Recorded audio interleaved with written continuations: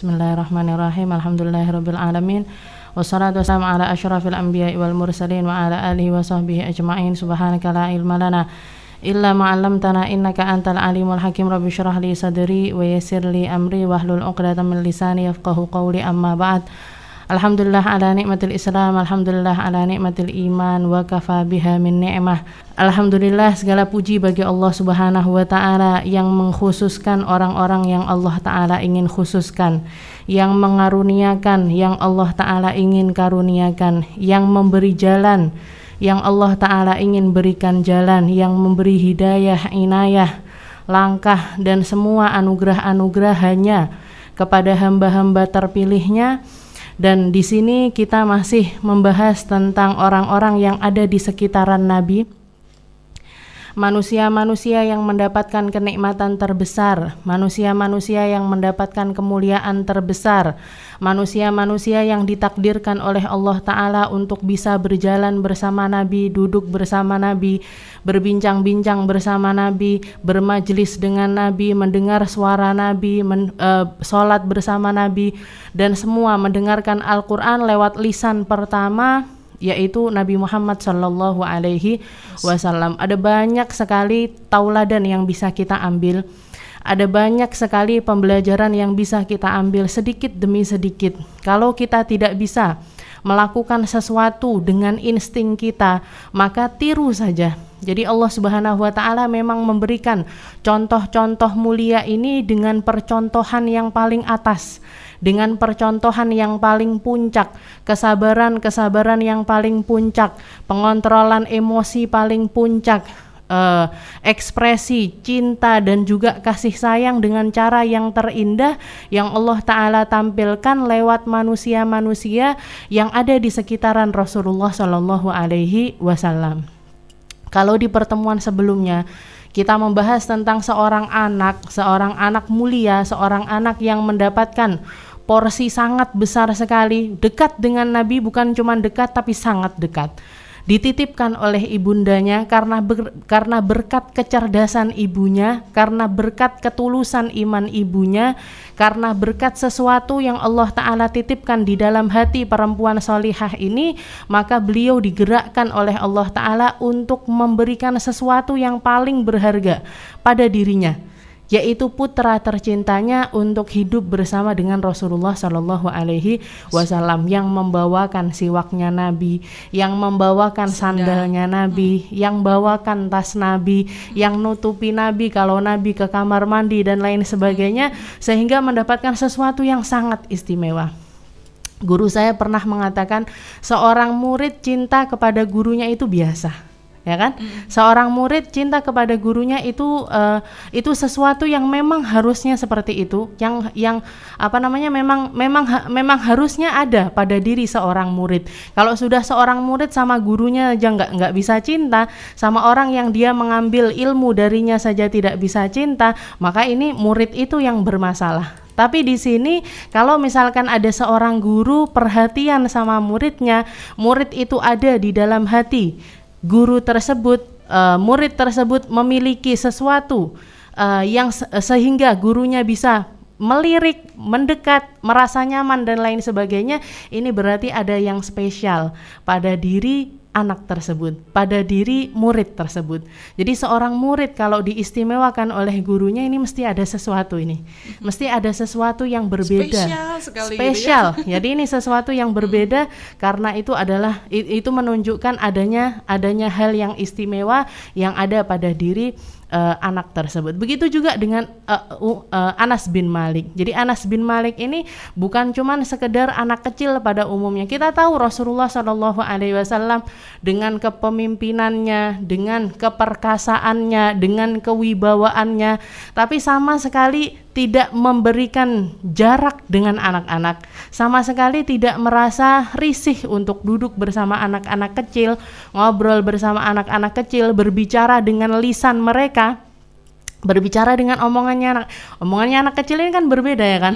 Omongannya anak kecil itu kan kita kalau berbicara dengan mereka dengan nada yang lain, dengan kata-kata yang lain. Nah, Rasulullah melakukan hal yang semacam itu dengan anak-anak. Jadi Anas bin Malik dititipkan oleh Rasulullah SAW ini adalah berkat dari kecerdasan orang tuanya yang memiliki, ini anak saya kalau dipegang oleh Nabi akan menjadi seseorang yang berbeda, akan menjadi seseorang yang sangat mulia, akan menjadi seseorang yang penuh dengan cahaya karena dia akan dekat dengan sumber cahaya tersebut. Dia akan terhidayahi karena berada dekat dengan sumber dari hidayah tersebut. Ini Ummu Sulaim.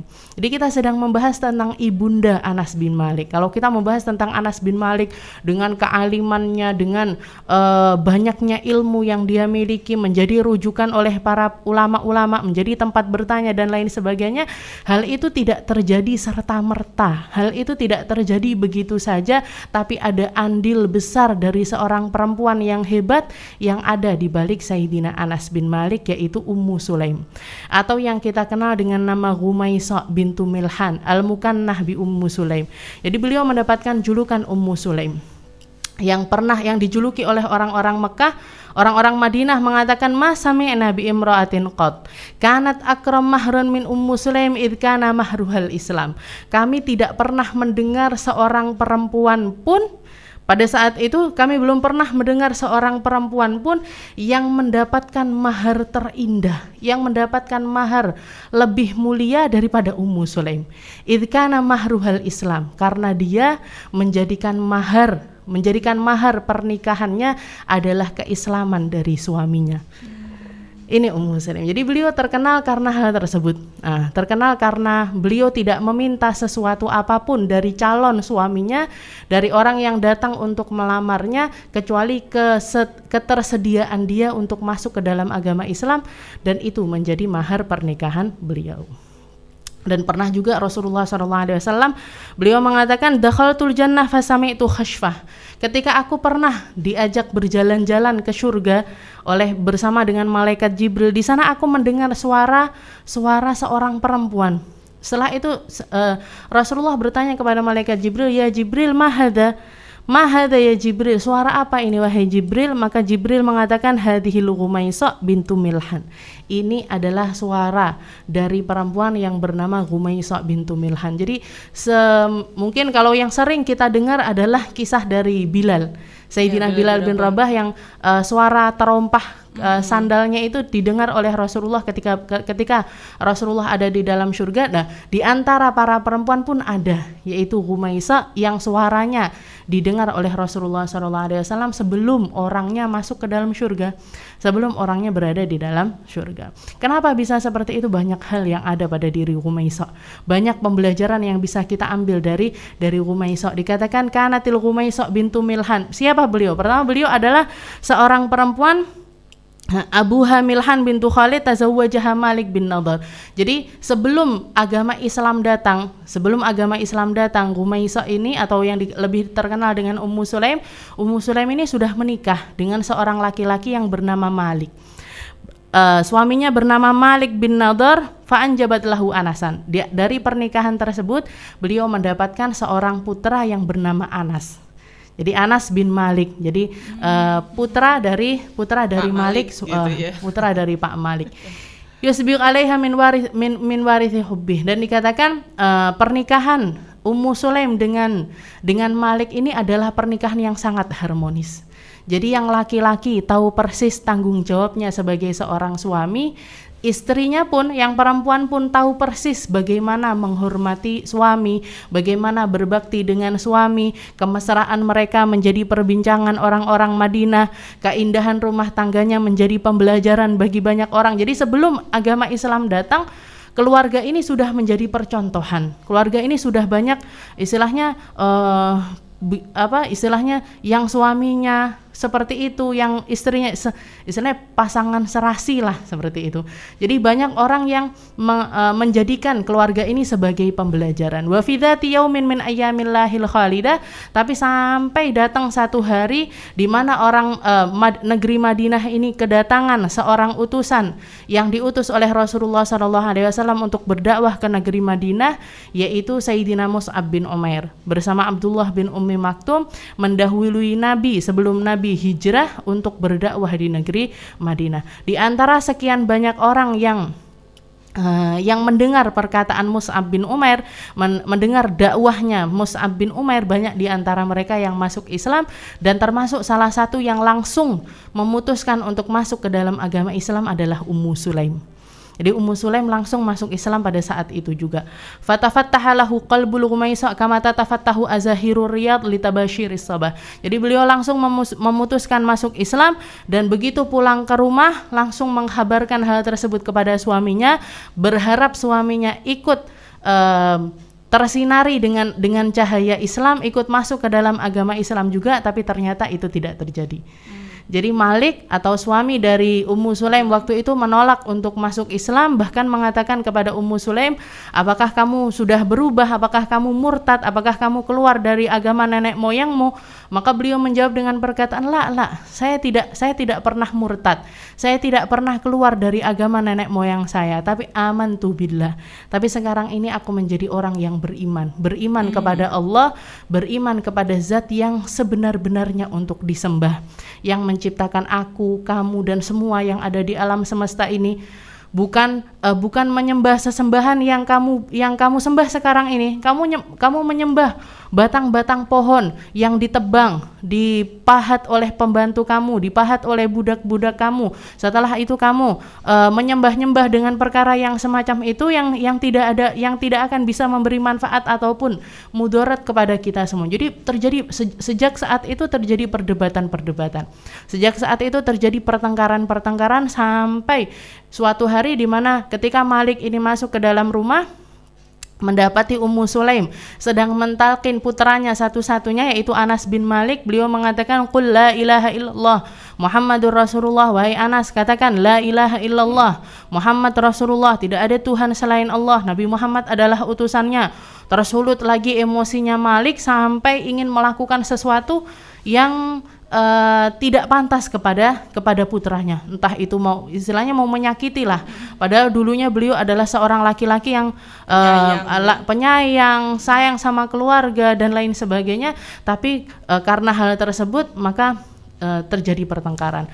Tapi Allah Subhanahu wa taala menyelamatkan Anas dari perkara-perkara yang tidak baik. Setelah itu Maliknya kabur, pergi ke Syam, pergi ke negeri lain, dan di tempat tersebut matilah Malik bin suami dari Ummu Sulaim tersebut, sehingga Anas bin Malik menjadi seorang yang yatim, menjadi seorang anak yang yatim. Jadi sebelum menikah dengan Malik itu sendiri, Ummu Sulaim itu dulu juga belum bersyahadat gitu ya? Belum, iya. Jadi bersyahadatnya setelah datangnya Mus'ab bin Umair, orang yang pertama kali mendakwahkan agama Islam ke negeri Madinah. Rasa marah. Terus bagaimana tadi Sarifah bilang, bercerita bahwa pernikahannya Ummu Sulaim itu adalah syahadat, maharnya adalah syahadat dari suaminya. Itu pernikahan keduanya. Jadi setelah Malik meninggal ya, setelah Malik meninggal di negeri Syam, maka datang banyak sekali orang-orang yang ingin melamar Ummu Sulaim, karena Ummu Sulaim ini memang terkenal karena kecantikannya, terkenal karena kewibawaannya, terkenal karena kecerdasannya di antara para perempuan-perempuan yang lainnya, husnun nadhar, jadi pandangannya yang tajam, kata-katanya yang bijak, syair-syairnya yang indah dan lain sebagainya. Jadi banyak sekali laki-laki yang menginginkan Ummu Sulaim, termasuk di antaranya adalah Abu Talha atau yang bernama Zaid bin Sahal. Jadi laki-laki tersebut adalah termasuk bangsawan kaya, orang yang kaya raya di negeri Madinah, dan juga masih ada ikatan persaudaraan dengan Ummu Sulaim. Datang melamar Ummu Sulaim. Setelah itu Ummu Sulaim mengatakan, wahai Zaid, wahai Abu Talha, ma mithlaka turad, laki-laki seperti engkau tidak akan disia-siakan. Istilahnya, perempuan mana yang akan menolak lamaran dari laki-laki seperti engkau, kaya, rupawan, baik dan lain sebagainya, yang seperti engkau tidak akan tertolak. Tetapi perbedaan di antara kita adalah ini muslimah wa anta kafir.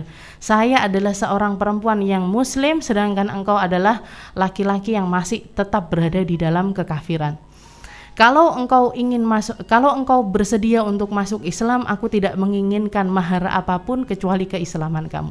Jadi Islammu akan menjadi mahar dari pernikahan kita. Pada waktu itu Abu Talhah tidak serta-merta langsung menerima. Dia masih berpikir, dia masih mencerna kata-kata dari Ummu Sulaim, karena Ummu Sulaim pun mengajak berdiskusi pada waktu itu. Jadi wahai Abu Talhah, lihatlah apa yang engkau sembah selama ini, lihatlah seperti apa kehidupan kamu selama ini, apakah benar kamu menyembah berhala-berhala yang semacam ini dan lain sebagainya. Diajak berpikir. Jadi istilahnya gini, mahar keislaman dari Abu Talhah untuk memperistri Ummu Sulaim bukan karena Abu Talhah itu tergila-gila dengan Ummu Sulaim, bukan karena jatuh cinta dulu, habis itu akhirnya salah satunya memilih untuk masuk ke agama yang lainnya. Istilahnya ini kan berarti agama dikorbankan demi cinta, ya kan? Dan ini yang terjadi pada saat ini, ya kan? Gitu ya. Yang menjadi istilahnya landasannya masuk Islam karena saling mencintai, masuk Islam karena pernikahan dan lain sebagainya. Ini tidak terjadi pada Ummu Sulaim. Jadi Ummu Sulaim waktu itu bukannya memerintahkan Abu Talha untuk masuk Islam untuk memperistri dia, bukan, tapi mengajak berpikir secara logis, mengajak berpikir dengan tulus, mengajak berpikir secara benar sehingga dia masuk Islam karena keinginannya. Jadi istilahnya gini, Ummu Sulaim menjadi pembuka pintu hidayah bagi Abu Talha, bagi laki-laki tersebut. Nah, setelah berpikir, baru setelah itu Abu Talha mendatangi Ummu Sulaim beberapa hari setelahnya dan mengatakan, ya Ummu Sulaim, perkataanmu memang benar. Istilahnya yang aku sembah sekarang ini tidak ada nilainya. Yang ada berhala-berhala yang ada di rumah, istilahnya gini. Pohon yang disembah istilahnya diambil. Ini tumbuh dari tanah yang biasa kita injak-injak, ya kan? Tumbuh dari tanah yang biasa kita injak-injak, menjadi tempat dari kotoran-kotoran yang keluar dari manusia, larinya ke tanah juga. Setelah itu numbuhin pohonnya dipahat, disembah-sembah. Yang bikin pembantu-pembantu lagi. Istilahnya gini, kalau gitu segala sesuatu buatan manusia kan bisa dijadikan sesembahan. Orang masakannya istri disembah-sembah. Jadi masak bikinan manusia dijadikan Tuhan. Itu yang emosi-emosi yang semacam itu yang dilakukan oleh Ummu Sulaim. Diajak berdebat, diajak berpikir secara benar sehingga dia datang pintu hidayah tersebut pada dirinya sehingga memutuskan untuk masuk Islam, dan akhirnya Ummu Sulaim pun menikah dengan Abu Talha dengan mahar sebaik-baiknya mahar, yaitu keislaman dari Abu Talha. Ummu Sulaim An-Najjariyah Al-Khazrajiyah Al-Ansariyah, Ummu Anas bin Malik, seorang perempuan berkebangsaan Najjari, dari suku Najjar, Bani Najjar, juga Khazrajiyah. Di negeri Madinah itu ada dua suku dari Ansar, ada Bani Khazraj dan Bani Najjar. Al-Ansariyah dari orang-orang Ansar, yaitu Ummu Anas bin Malik, perempuan yang sangat luar biasa, perempuan yang sangat, bahkan bukan cuman Ummu Sulaim saja istilahnya, yang memang keluarga ini keluarga yang istimewa, keluarga yang memiliki peran di dalam kedekatannya dengan Rasulullah SAW yang begitu dekat. Beliau Ummu Sulaim, ada saudarinya juga yang bernama Ummu Haram, ada juga dua orang laki-laki saudara dari Ummu Sulaim. Yang keduanya ini setelah masuk ke dalam agama Islam syahid di Bi'ir Ma'unah, di peristiwa Bi'ir Ma'unah. Peristiwa Bi'ir Ma'unah itu mungkin terjadi di sekitar tahun ke-7 atau ke-8 dari pindahnya Nabi, Hijriyah, jadi 7 atau 8 Hijriyah. Waktu itu Rasulullah sempat tertipu dari orang-orang yang meminta kepada Nabi untuk diajarkan. Jadi minta kiriman para utusan-utusan untuk mengajari mereka agama Islam di beberapa tempat, sehingga Rasulullah mengirimkan lebih dari 70 orang sahabat terbaiknya, para penghafal Al-Quran, orang-orang yang paling banyak mengambil Al-Quran dari Nabi, dikirimkan, dan ternyata di tengah jalan ditipu, ya, dikepung mereka dengan pasukan yang begitu banyak, dibantai habis. Peristiwa itu terkenal dengan nama Bi'r Ma'unah. Nggak lama setelah itu, belum sampai seminggu dari itu, tertipu lagi Rasulullah dengan 7 orang sahabatnya yang juga dibantai. Yang ada yang dibantai di tempat, ada yang dibawa ke negeri Mekah, yang disiksa dulu, dipotong-potong badannya dan lain sebagainya. Sehingga pada saat itu, setelah 2 kejadian tersebut, maka Rasulullah melakukan setiap kali sholat, setelah kali selesai sholat, beliau melakukan yang bernama kunut nazilah, melakukan kunut nazilah untuk mendoakan orang-orang yang telah mengkhianati apa yang mereka sepakatkan dengan Rasulullah SAW. Termasuk korban diantaranya adalah 2 orang saudara dari Ummu Sulaim. Begitu juga dengan ibunda dari Ummu Sulaim. Ibunya beliau pun juga adalah orang yang sering kali memperhatikan makannya Nabi. Istilahnya hampir setiap hari beliau itu bikin masakan apa dikirimkan ke rumahnya Nabi, bikin masakan apa dikirimkan. Sampai Rasulullah sangat nyaman dengan keluarga ini, seringkali bahkan beliau itu melakukan yaqila indaha. Jadi tidur siang di rumahnya Ummu Sulaim. Rasulullah itu sering. Jadi saking dekatnya ini, kalau nggak dekat kan nggak mungkin ya kan, mampir ke rumahnya orang, setelah itu tidur siang di situ, makan di situ. Ini saking nyamannya Nabi, sampai yang kita sering dengar ketika Rasulullah tiduran di rumah Ummu Sulaim, beliau tidur di atas tikar, maka Ummu Sulaim ini diam-diam ngambil sendok sama botol. Ya kan, diambil ya. Jadi keringatnya Rasulullah diambil ke situ, dimasukkan ke dalam botol.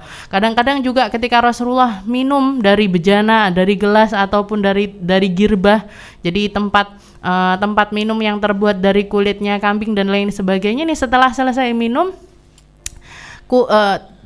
moncongnya, jadi istilahnya tempat yang nempel dengan bibirnya Nabi ini dipotong, dijadikan jimat sama Ummu Sulaim. Jadi kalau doa dan lain sebagainya ini dijadikan wasilah untuk jadi nggak boleh ada yang megang ini lagi, nggak boleh lagi. Seperti itu Ummu Sulaim. Jadi tulus sekali beliau di dalam mencintai Nabi dan tahu persis seperti apa kedudukan Nabi, seperti apa kemuliaan yang ada pada diri Rasulullah SAW, dan beliau sama sekali tidak ingin menyia-nyiakan itu semua. Ini Ummu Sulaim. Jadi perempuan yang sangat cerdas. Jadi kesalihannya ini, beliau perempuan yang solihah, dan beliau tahu persis seperti apa. Jadi bukan cuman dengan perkataan saja, bukan cuman pemikiran saja, tapi actionnya yang beliau tampakkan kepada Rasulullah SAW. Ini apa kalau bukan karena kecerdasan beliau, sampai Abu Talha masuk Islam dan mahar dari, jadi Abu Talha ini laki-laki yang kaya raya. Ketika datang melamar Ummu Sulaim waktu itu, dia membawa emas, membawa perak, membawa harta yang banyak dan lain sebagainya, maka semuanya ditolak sama Ummu Sulaim. Jadi Ummu Sulaim bahkan sampai mengatakan, la hajatali bihima, saya nggak butuh sama ini semua, saya nggak butuh harta kamu, saya nggak butuh tanah kamu, saya nggak butuh emas perak yang kamu miliki, saya nggak butuh. Tapi kalau kamu bersedia untuk masuk Islam, saya bersedia untuk menjadi istri kamu. Emang ini ada ya kalau di dunia sekarang ya?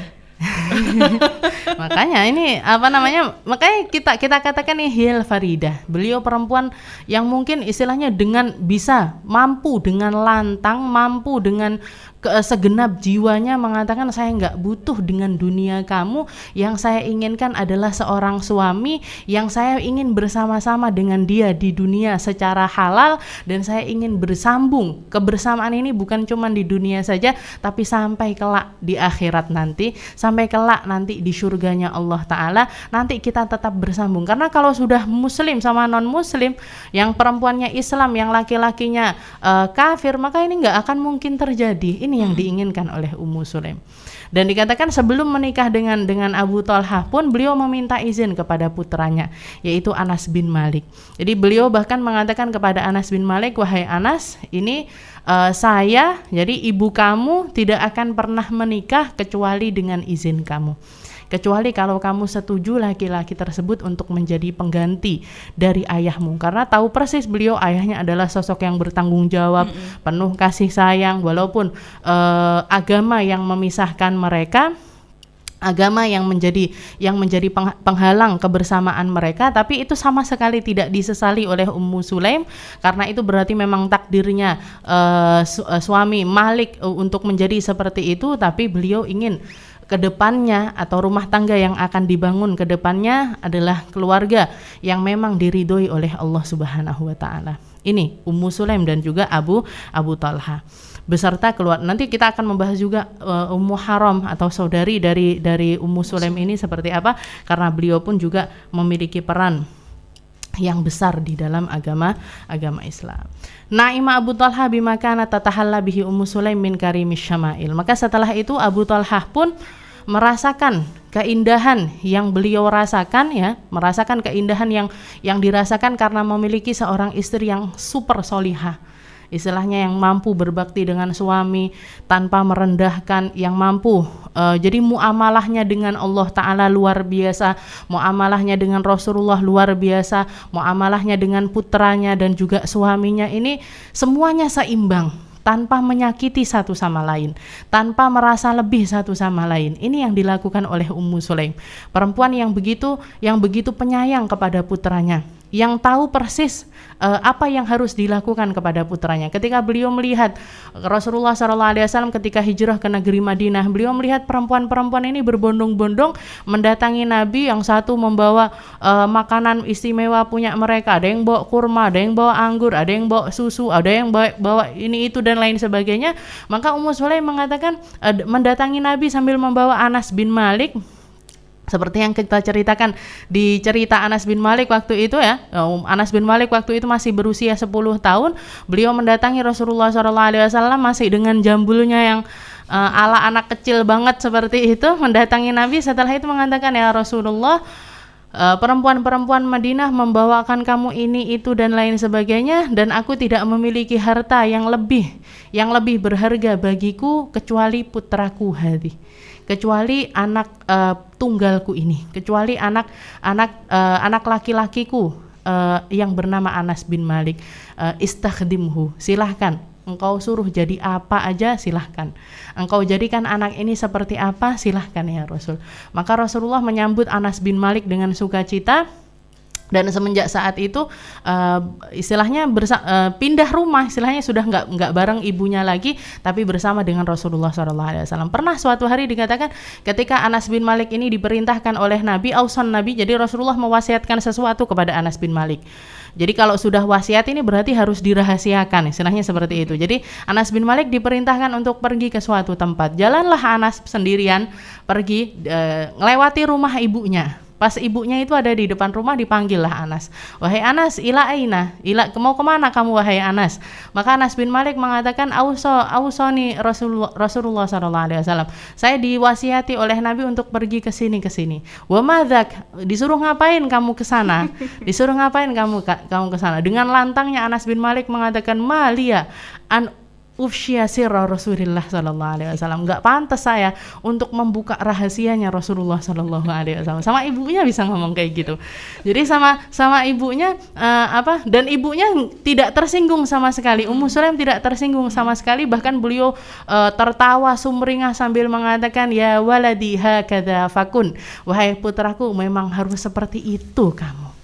Harus seperti itu kamu punya tuan, kamu punya guru, kamu punya panutan, kamu punya idola, kamu punya seseorang yang menjadi penanggung jawab mewakili ibu sekarang, dan dia menitipkan sesuatu kepada kamu, dia mengamanahkan sesuatu kepada kamu untuk tidak kamu singkapkan, maka jangan kamu singkapkan walaupun kepada ibumu, walaupun kepada orang terdekatmu. Kalau sudah Rasulullah mengatakan ini rahasia, jangan sampai kamu katakan hal tersebut kepada siapapun. Hakadha fakun, dijempolin sama ibunya. Jadi nggak dikasih tahu ada rahasia di antara ibu sama anaknya, ini nggak tersinggung sama sekali orang tuanya, tapi malah mengacungkan jempol kepada sang anak tersebut. Nggak lama setelah itu didatangi lagi. Jadi karena Rasulullah memang sering, ada yang mengatakan hadis ini Rasulullah yang memang sedang ada di rumah Ummu Sulaim, ada yang mengatakan Ummu Sulaim yang mendatangi Rasulullah Shallallahu Alaihi Wasallam setelah beliau menghidangkan beberapa makanan, dikasih makanan, dihidangkan minuman dan lain sebagainya. Rasulullah mengatakan, ini shaim ya Ummu Sulaim, wahai Ummu Sulaim, saya lagi puasa ini. Jadi Rasulullah waktu itu sedang berpuasa, maka Ummu Sulaim mengatakan, ya Rasulullah, innali khuwaisah. Wahai Rasul, saya ini lagi punya hajat yang sangat besar ini. Saya lagi punya sesuatu yang istilahnya saya pengen banget sesuatu ya Rasul. Saya pengen lagi punya hajat yang sangat besar sekali ya Rasul. Dikira Rasulullah, apa itu wahai Ummu Sulaim? Apa hajat kamu wahai Ummu Sulaim? Maka Ummu Sulaim mengatakan, hawaladi hadza Anas. Ini ya Rasul, putraku Anas bin Malik. Saya nggak mungkin jadi orang tua yang akan selama-lamanya mendampingi dia. Saya nggak mungkin menjadi orang tua yang akan terus memperhatikan dia, mendoakan dia dan lain sebagainya. Maka doakan dia wahai Anas. Istilahnya ibu ini tahu persis kalau doa saya mungkin dikabul, mungkin enggak. Mungkin direalisasikan oleh Allah Ta'ala, mungkin enggak. Tapi kalau doanya Nabi, siapa ya? Allah Ta'ala nggak akan pernah menolak doa tersebut. Maka Rasulullah langsung mengangkat tangan tinggi-tinggi dan mendoakan kepada Anas bin Malik ini berbagai macam doa. Bahkan Sayyidina Anas sampai mengatakan, aku tidak mendengar satu doa dari kebaikan dunia maupun akhirat kecuali diucapkan oleh Nabi untukku pada waktu itu. Jadi didoakan ini dan lain sebagainya. Bahkan yang paling terkenal adalah Allahumma rzuqhu malan wa waladan wa barik lahu fi. Ya Allah, berkahilah untuk Anas bin Malik ini di dalam umurnya dia, di dalam hartanya dia, di dalam anak cucunya dia, dan berkahi di dalam itu semua. Orang punya harta banyak, kalau enggak berkah ya. Jadi ternyata segala sesuatu itu yang paling penting berkahnya. Ilmu yang berkah. Karena kalau enggak berkah enggak ada manfaatnya. Harta yang berkah. Kalau enggak berkah enggak ada manfaatnya. Anak yang berkah.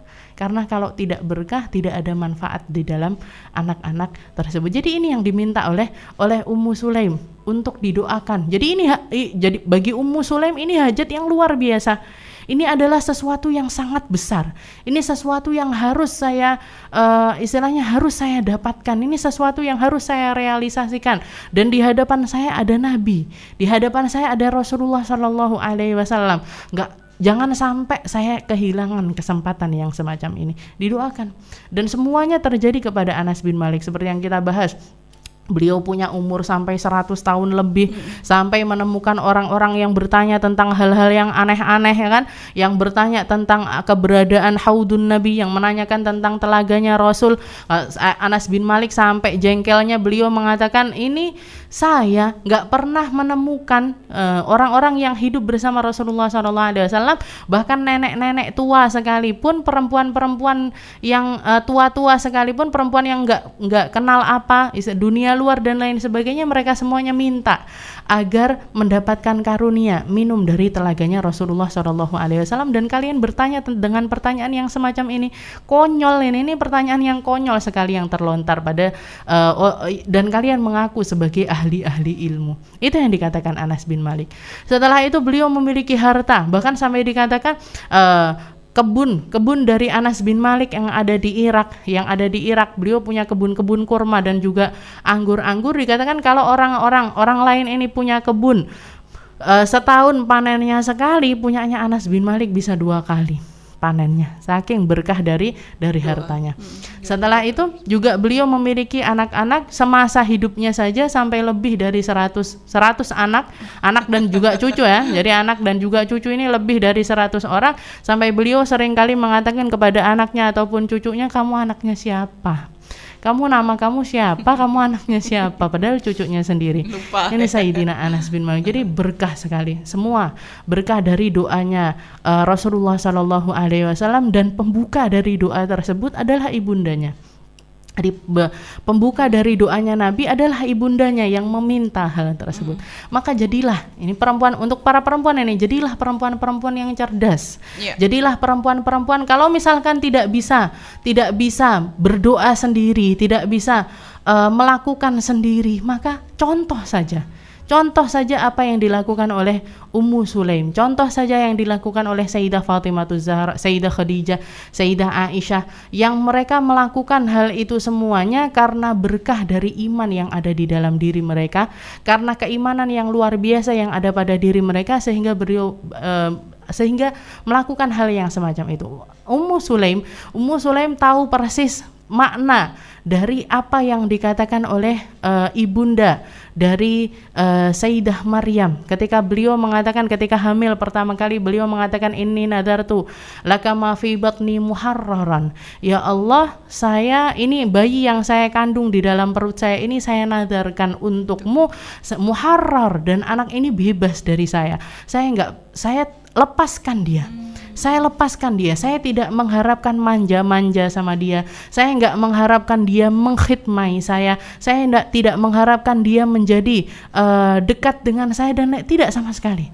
Jadi Ummu Sulaim tahu persis hal itu, tahu persis tempatnya istirahat itu bukan di dunia tapi di akhirat. Tahu persis kebersamaan yang sebenarnya itu di akhirat bukan di dunia. Di akhirat nanti kumpul-kumpulnya puas. Di akhirat nanti kebersamaannya puas. Di akhirat nanti bermanja-manjanya puas. Tapi kalau di dunia ini adalah tempat bagi kita untuk memperjuangkan kebersamaan tersebut. Memperjuangkan kebersamaan. Jadi beliau relakan putra tercintanya satu-satunya, waktu itu belum punya putra lagi ya, belum punya anak lagi dari Abu Talha, tapi beliau berikan putra satu-satunya ini kepada Sayyidina Rasulullah Sallallahu Alaihi Wasallam. Ini yang harusnya kita contoh untuk orang tua yang mondokkan anaknya, ya. Jadi harus jauh dari anaknya yang sekolah di pesantren, ada yang di Jawa, mungkin yang di Tulungagung sama di Jawa Timur masih dekat. Kalau agak jauh, kita jadikan pelajaran ini. Saya menitipkan anak saya untuk bersama-sama dengan kebersamaan yang lebih panjang. Saya merelakan anak-anak saya harus bersabar jauh dari mereka, harus menahan rindu, harus menahan kebersamaan dan lain sebagainya, bukan tanpa alasan, bukan sesuatu yang sia-sia, bukan sesuatu yang harus saya sesali, bukan sesuatu yang istilahnya menjadi sesuatu yang harus terjadi. Orang tua itu anak umur segitu harusnya masih sama-sama, masih harus dicuciin, masih harus disuapin dan lain sebagainya. Enggak. Anak itu sudah mampu untuk berdiri sendiri. Anak itu bahkan bisa berkhidmah. Kalau tempat khidmahnya benar, kalau tempat yang kita pakai untuk dia berada di situ menuntut ilmu dan lain sebagainya, ini adalah lingkungan yang lebih sehat dibandingkan di rumah, lingkungan yang lebih indah, lingkungan yang lebih mendidik, lingkungan yang lebih ngerti ilmu agama dan lain sebagainya. Kenapa tidak? Kenapa saya harus menangis-nangis karena hal tersebut? Kenapa saya harus menyesali dan jadi jangan sampai tampakkan. Karena gini, orang tua yang punya anak mondok, mungkin istilahnya kalau masih seminggu 2 minggu ini, anak itu kan masih berusaha menyesuaikan diri, ya kan, masih berusaha menyesuaikan diri. Tapi kalau sudah ngelihat orang tuanya yang istilahnya gandoli, ya kan? Jadi yang maunya nggak nangis jadi nangis, yang maunya sudah hampir kerasan jadi nggak kerasan, yang harusnya sudah mulai bisa menyesuaikan jadi kepikiran, umi saya nangis, ayah saya nangis, ini kalau makanannya di rumah begini, kalau di pondok begini, mandinya di rumah begini, di pondok akhirnya beda-bedain dia. Nah, jadi kita ambil pelajaran dari Ummu Sulaim, diberikan putranya kepada Rasulullah SAW karena tahu persis tempat itu adalah tempat yang lebih baik dibandingkan di rumah. Ya, alhamdulillah Mitra Samara, dengan hadirnya Ustadzah Sarifah Aminah Assegaf ini mempermudah kita ya untuk belajar.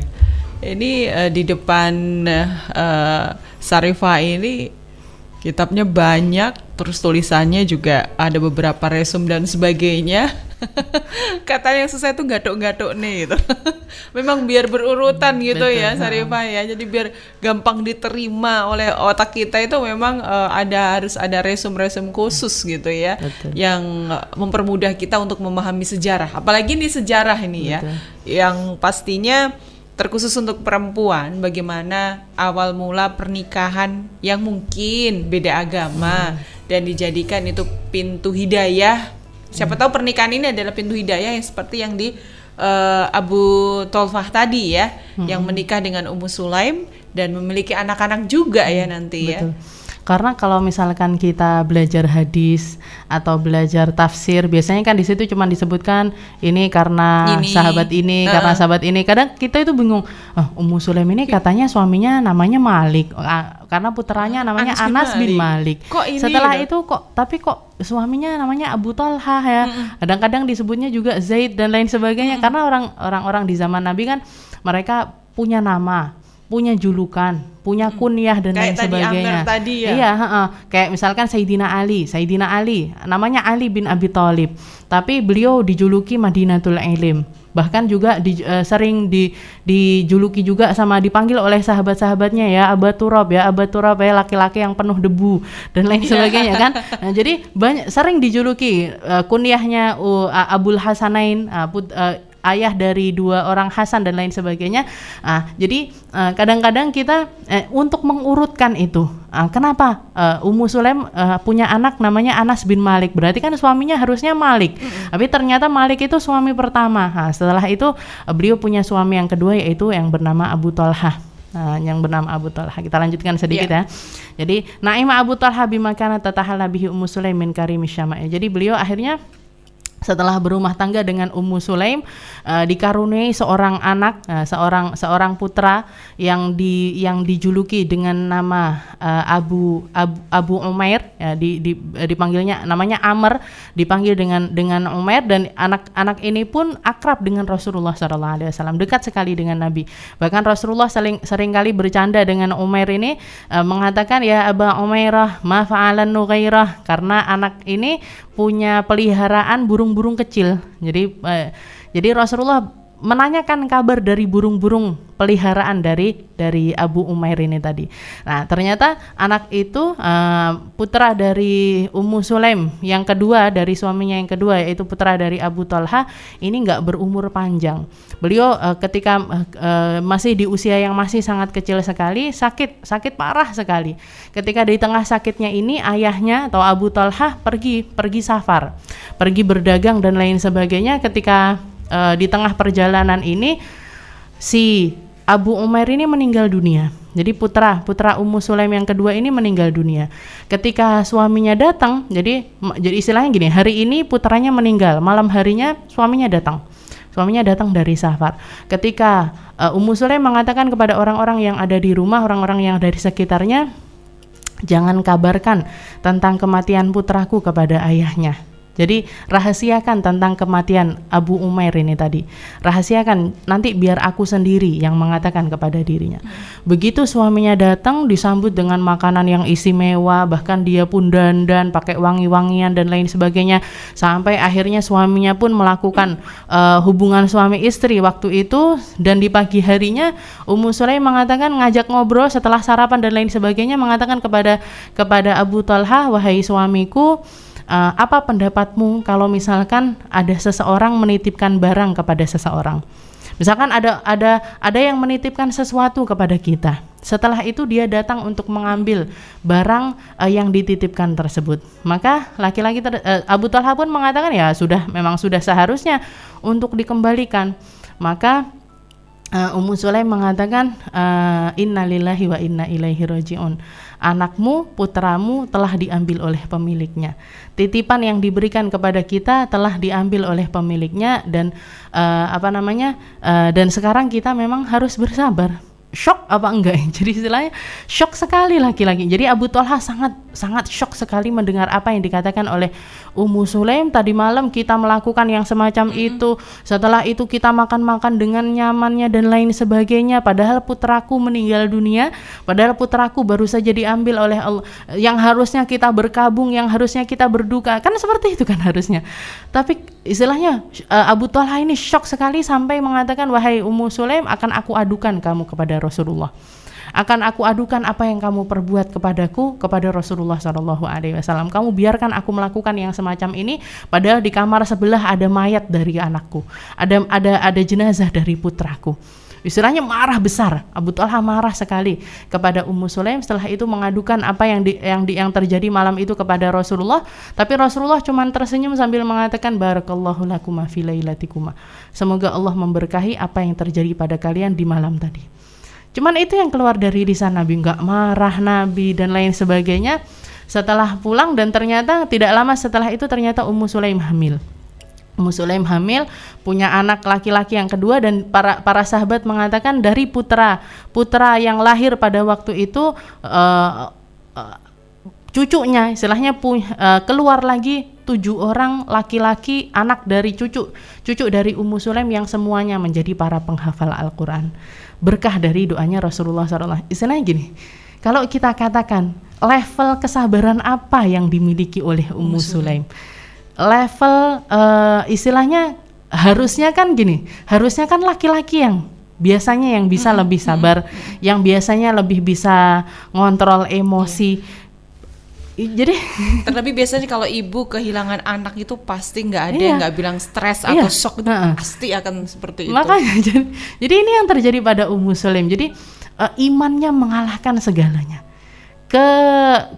Jadi kepasrahannya, ketulusannya, keyakinan dia bahwasanya apa yang dimiliki ini semuanya bukan miliknya, apa yang semuanya cuma titipan, umur titipan, harta titipan, putra titipan, suami titipan, semua yang ada pada diri saya ini bukan milik saya.